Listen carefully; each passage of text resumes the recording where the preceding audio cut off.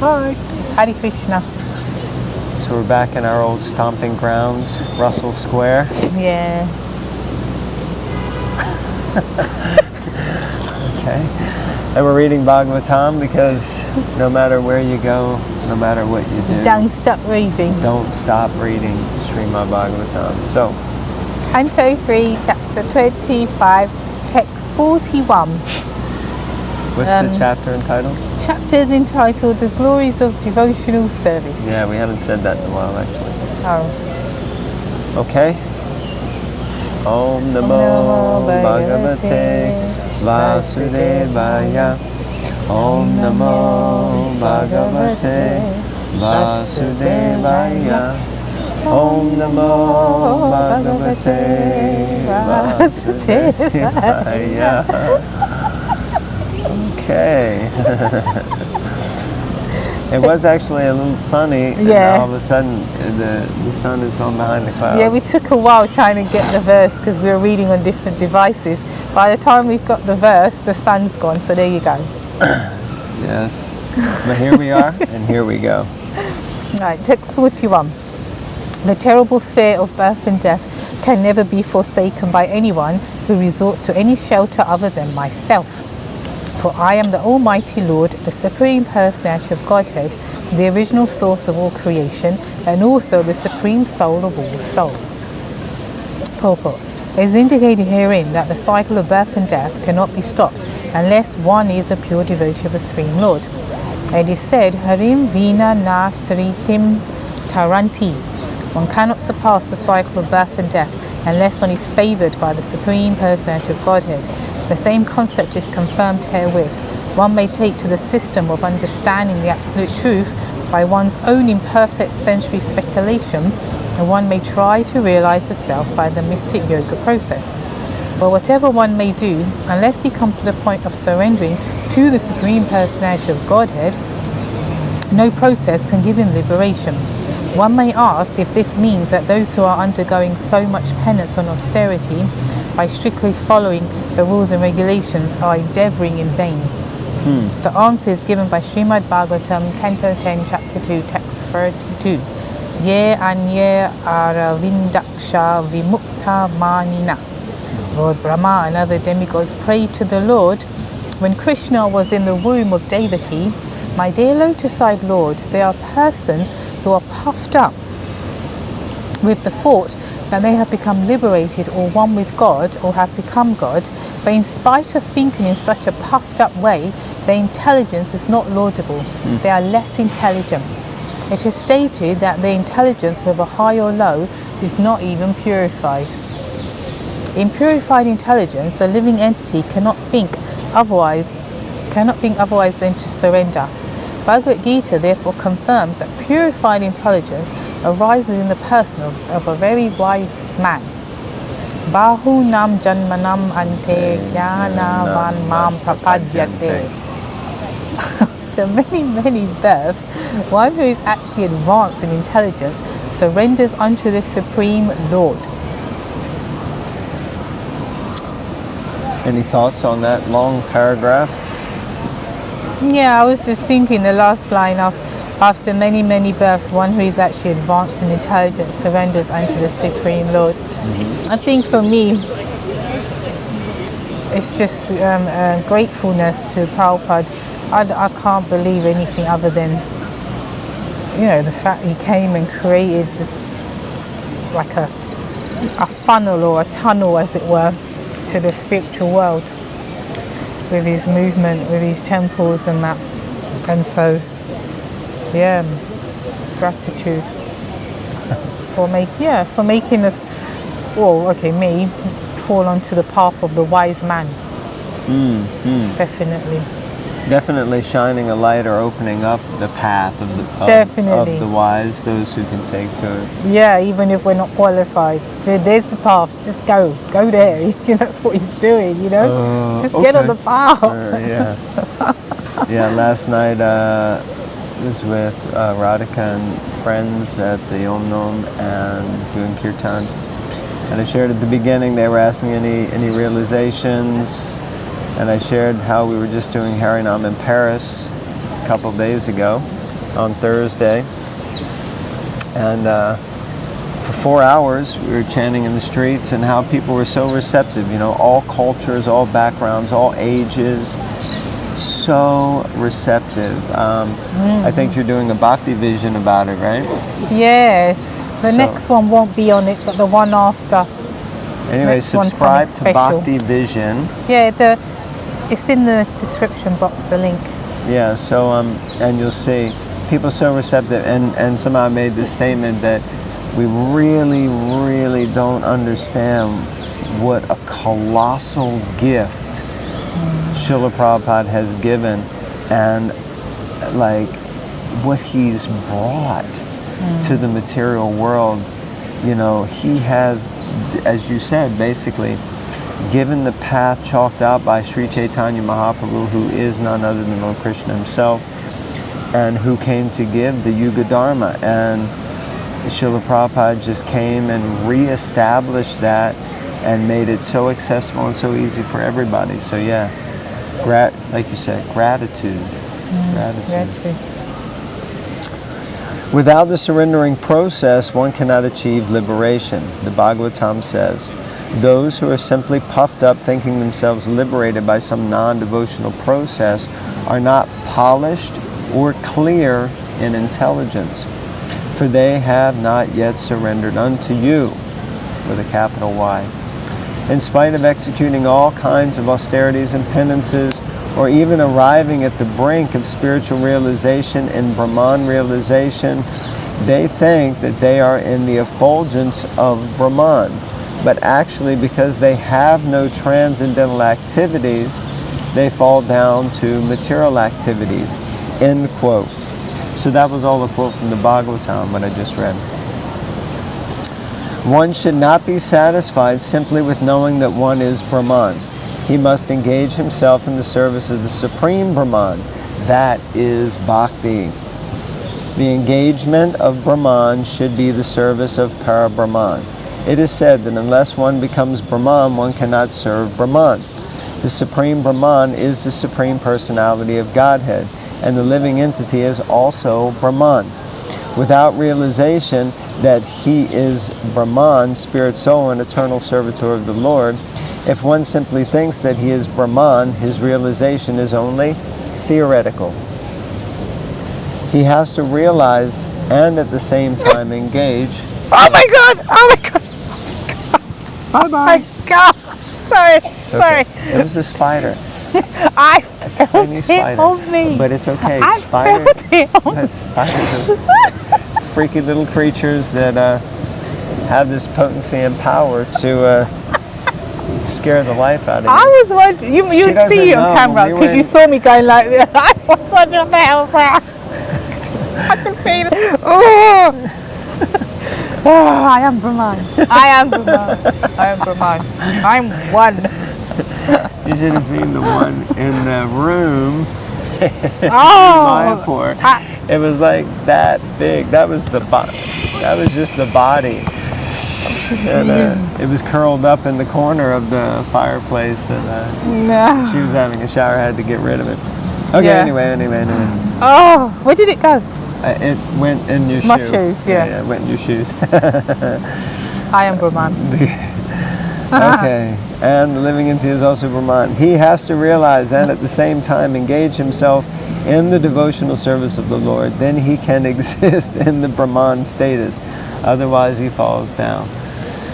So Prabhupada just expands on the quote from the Bhagavatam, explaining that if someone just thinks they've merged into the effulgence and they've become Brahman without understanding that we are Brahman by nature, we're Brahman, we're the energy of God.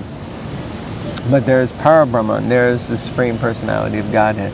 And without service of us kind of individual Brahmans, little Brahman to the big Brahman, you could say, which is Bhakti, there is no... you can't be happy in the Brahman effulgence, and therefore you would fall down. Excuse me. The Bhagavatam says that because non-devotees neglect the transcendental loving service of the lotus feet of the personality of Godhead, their intelligence is not sufficient, and therefore these persons fall down. The living entity must have some activity.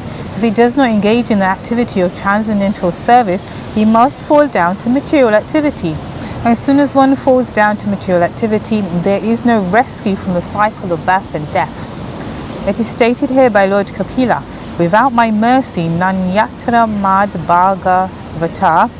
The Lord is stated here to be Bhagavan, the Supreme Personality of Godhead, indicating that he is full of all opulences. Can you see more? No, I'm just keeping an eye out for you.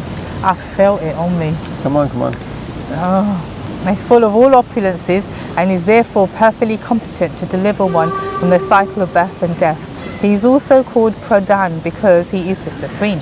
He is equal to everyone, but to one who surrenders to him, he is especially favourable. It is also confirmed in Bhagavad Gita that the Lord is equal to everyone. No one is his enemy and no one is his friend. But to one who surrenders unto him, he is especially inclined. By the grace of the Lord, simply by surrendering unto him, one can get out of this cycle of birth and death. Otherwise, one may go on in many, many lives and may many times attempt other processes for liberation. So this path is the T-junction to get out. You can go left or right. Yeah, it seems like really, in essence, it's the only route out. All the others will, you may think you're getting out, but you just wind up staying trapped. Yeah, like a maze. Keep going and you think, I'm going to, go here, go there, and you just get stuck and frustrated and scared. Some people do anyway. Scared, yeah, like spiders. No, in a maze. Yeah, in the maze, yeah. When we were in school, we were taken to Hampton Court. There's a maze there. Some of you know Hampton Court. I didn't like it. I couldn't get out. Yeah. But we're going to get out of this maze, out of this labyrinth. So. We are going to escape. We hope so, yeah. With your blessings, everyone. Yes, please. Viewers, dear viewers. Dear viewers. Okay, so we'll read 42. Yes. Hear the parrots. Yes. It is because of my supremacy that the wind blows. Out of fear of me, the sun shines. Out of fear of me. And the Lord of clouds, Indra, sends forth showers. That's the cue for the rains to start. It looks it. Out of fear of me. Fire burns out of fear of me. And death goes about taking its toll out of fear of me. Yeah, so I made a little note here previously when I read, why by fear? Why is it mentioned by fear? Of course, our understanding of God is not focused on the principle of fear, it's focused on the principle of love. But here Lord Kapila Deva is saying that things go on out of fear.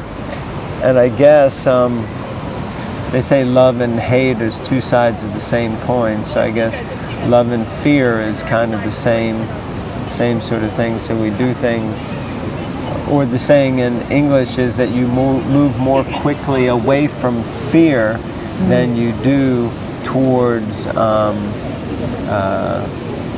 what is it? We move more quickly away from pain than we do towards pleasure. So if you're afraid of something like that, I mean, you don't, only when she's running, and even then, you don't see her move that quickly. Oh. What? The London Marathon, boy. I know, but you ran it at a pace. You paced yourself. I paced Just then you were like this. Right. Okay. Anyway, the point is fear. If that spider was bigger, she would have run a mile in 0.2 seconds. Oh, anyway. This would have been heavily edited. It's getting very cold out here now. It is. The Supreme Personality of Godhead, Krishna, says in Bhagavad Gita that the natural laws being enacted are correct in all activities because of his superintendence. No one should think that nature is working automatically without superintendence. The Vedic literature says that the clouds are controlled by the demigod Indra. Heat is distributed by the sun god. The soothing moonlight is distributed by Chandra. And the air is blowing under the arrangement of the demigod Vayu. But above all these demigods, the Supreme Personality of Godhead is the chief living entity. Nityo Nityanam Chaitanas Chaitananam. Katha Upanishad 2:13. The demigods are also ordinary living entities. Interesting. The demigods are also ordinary living entities. But due to their faithfulness, their devotional service attitude, they have been promoted to such posts. There you go. So they're just normal living entities, but because of their high level of faith and service to God, then they become demigods. Qualification. These different demigods or directors, such as Chandra, Varun, and Vayu, are called Adhikari Devata. The demigods are departmental heads. The government of the Supreme Lord consists not only of one planet or two or three, there are millions of planets and millions of universes.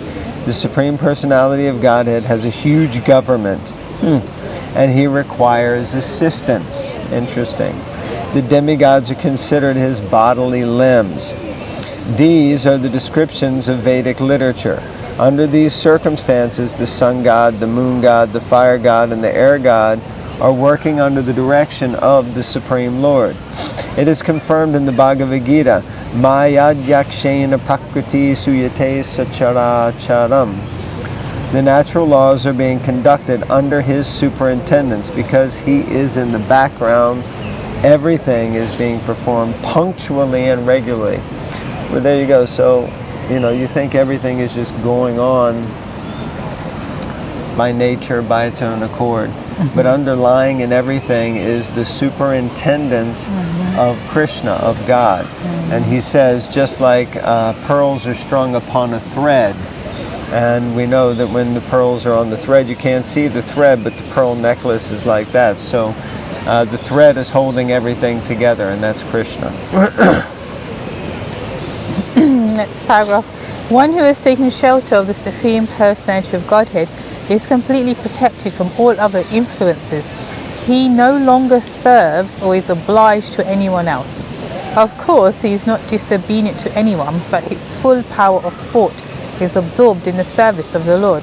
The statements by the Supreme Personality of Godhead, Kapila, that under his direction the air is blowing, the fire is burning, and the sun is giving heat, are not sentimental. The impersonalists may say that the Bhagavatam devotees create and imagine someone as the Supreme Personality of Godhead and assign qualifications to him. But actually it is neither imagination nor an imposition of artificial power in the name of Godhead. In the Vedas it is said, Visasmad Vata Pavate Visho Deti Surya. By fear of the Supreme Lord, the wind god and the sun god are at him. Vishamad Agnis Chandras Cha Mrityo Davati Panchama. Agni, Indra and Mitru are also acting under his direction. These are the statements of the Vedas. Well, there you go, and there you have it. So this verse from the Bhagavatam seems to be paraphrasing or more or less kind of Kapila Dev is quoting from the Vedas. Oh, parrots. Confirmed. So we've only got 2 more verses left and then we finish this chapter, but it's incredibly cold, so we're not going to do it today. Okay, thank you all very much for tuning in. Another exciting episode of Bhagavatam Bites, especially thanks to the appearance of Sri Spider Dave. I need to check my shoes now. Yeah. Okay, please like, comment, subscribe to Bhagavatam Bites, share it with your friends, and also check out Bhakti Vision, Bhakti Portal. We're expanding our online Bhakti. Maybe we could expand our Bhakti period somehow. But nice to be with all of you again. Hare Krishna, Grantaraj, and we'll be in Ireland next week. So hopefully reading with some devotees and sharing some different sights and scenes. We'll be in Dublin, and then we're going to the famous Govinda Dweep, the island in the middle of a lake on the Emerald Isle. An island on an island. An island on an island, yeah. So Govinda I'll Dweep. put the links and everything for that temple when you film it. Don't worry, I'll film it for Bhakti Vision and everything. Alright. Hare Krishna, Grantaraj Srimad Bhagavatam ki jai. Jai. Srila Prabhupada ki jai. Jai, Hare Krishna.